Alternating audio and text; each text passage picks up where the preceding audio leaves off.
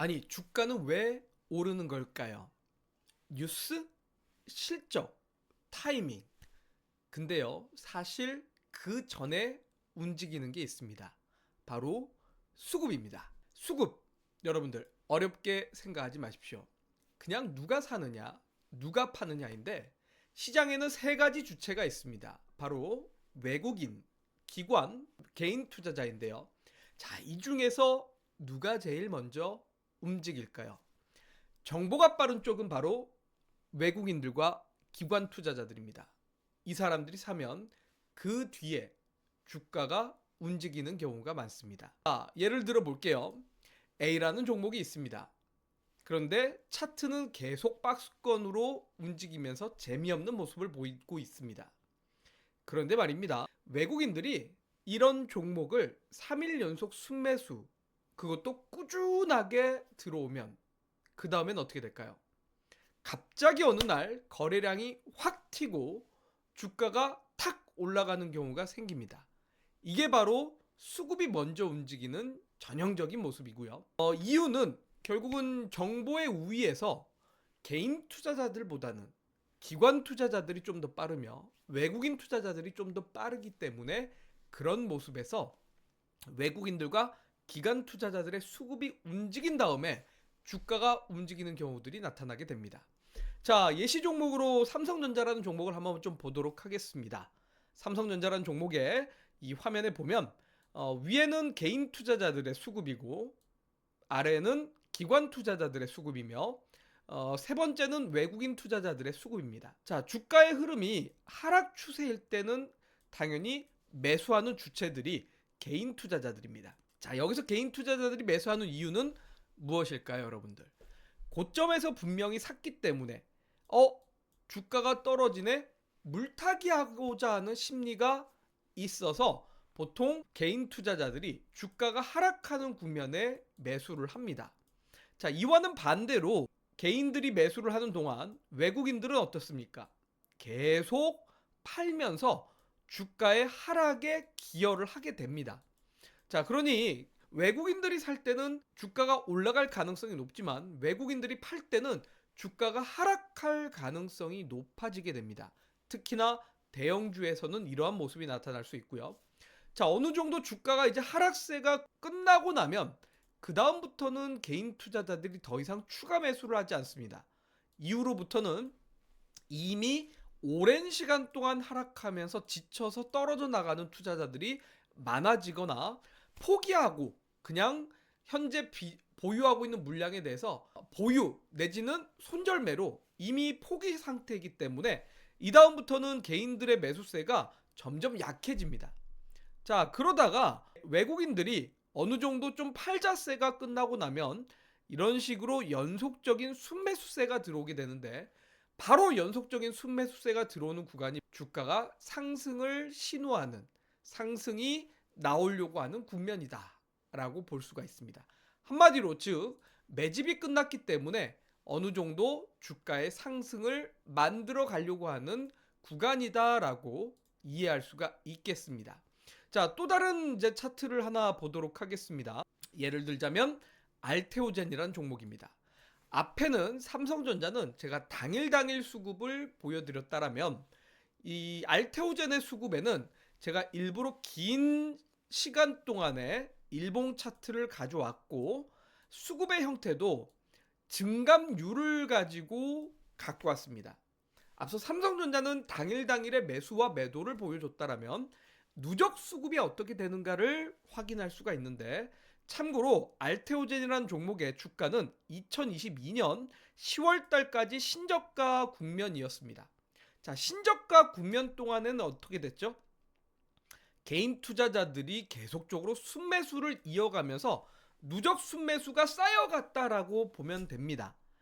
자, 여기까지가 바로 개인 투자자들이 계속 사 모아갔던 구간이다라고 보시면 되고, 자, 반대로 외국인 투자자들은 매수세가 계속 줄어들면서 매도로 전환되는 구간이 바로 주가의 저점 부근입니다. 기관 투자자들은 조금 외국인들의 후행하고 있기 때문에 기관 투자자들은 상대적으로 설명을 조금은 뒤로 제쳐두겠습니다.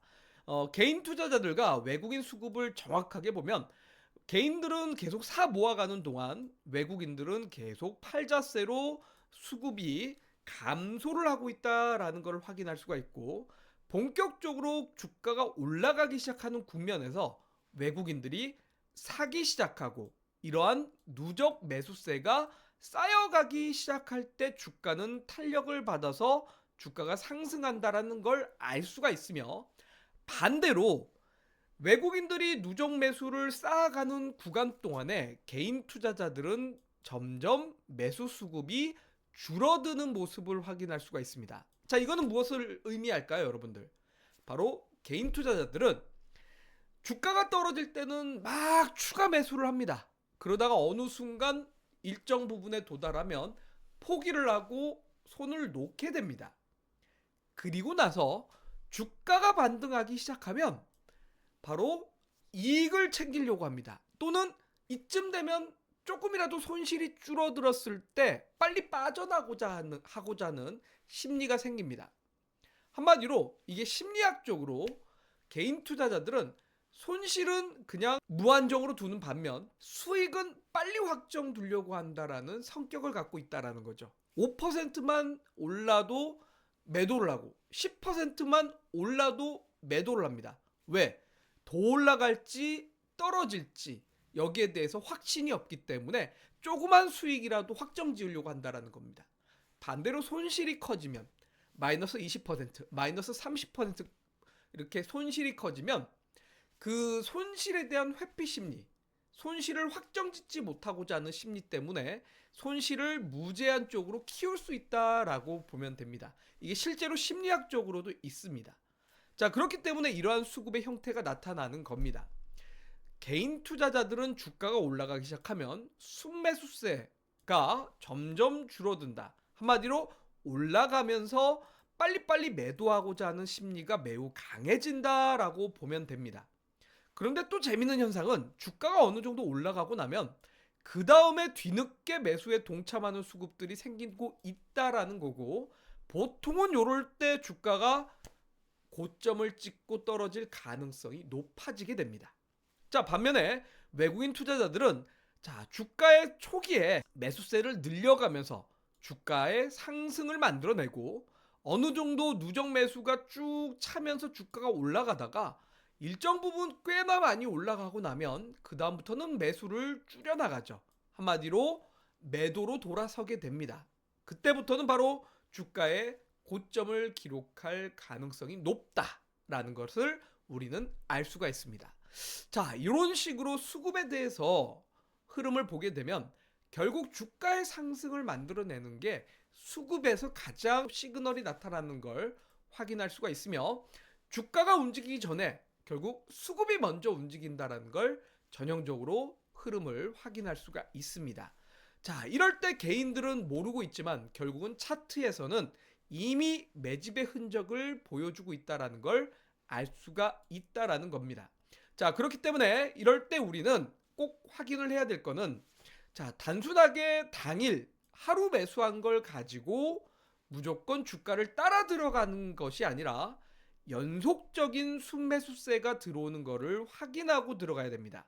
자, 실제로 삼성전자가 지난 2025년 1월달, 2월 요럴 때는 하루 매수하고 하루 매도하고 하루 매수하고 하루 매도하고 요런 식의 흐름입니다. 이런 수급을 따라 들어가면 물리기가 딱 쉽습니다.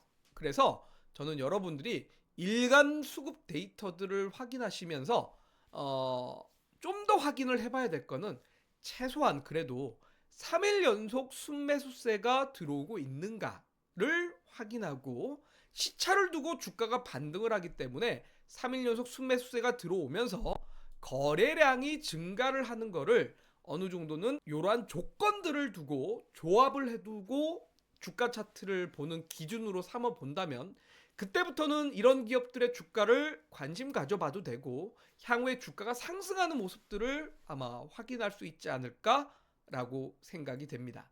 그래서 이런 식으로 최소한의 조건이 3일 연속 순매수세가 들어오는지, 그리고 거래량의 증가까지 나타나는지, 이런 조합이 나타난다면 한번 이 종목 또는 이러한 주가 차트에 관심을 가져볼 만하다라고 보면 될 것 같습니다.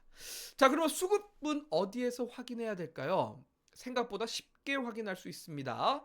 여러분들이 평소 쓰고 계시는 증권사 HTS나 MTS를 통해서 투자자별 매매 동향이나 순매수 상위, 매수 매도 동향 이런 것들을 검색을 해가지고 찾아보시면 이런 식으로 일별 순매수를 확인하거나 또는 기간별 순매수 동향을 확인하면서 기관 외국인 투자자들의 매매 동향들을 확인하면서 여러분들이 투자 결정을 할 수가 있고요.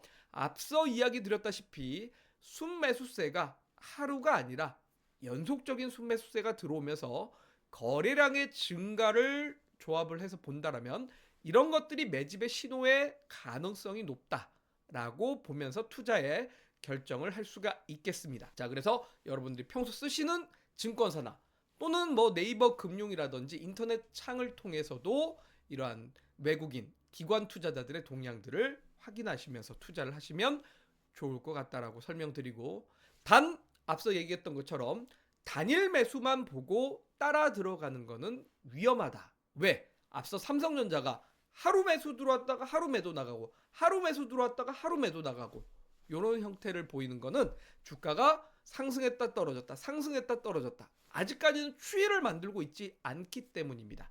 그래서 최소한의 조건에 부합하는 종목들로 필터링하는 게 중요하다고 생각됩니다.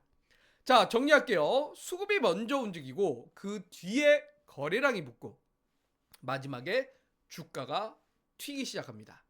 자, 그런데 하루 순매수만 보고 따라 붙는 건 위험하다라는 겁니다. 진짜 중요한 건 흐름입니다. 연속성과 매집의 흐름이 나타나는지, 뉴스보다 먼저 움직이는 건 수급이기 때문에 이러한 흐름을 읽어낼 줄 아셔야 여러분들이 매매 타이밍을 잡을 수가 있을 겁니다.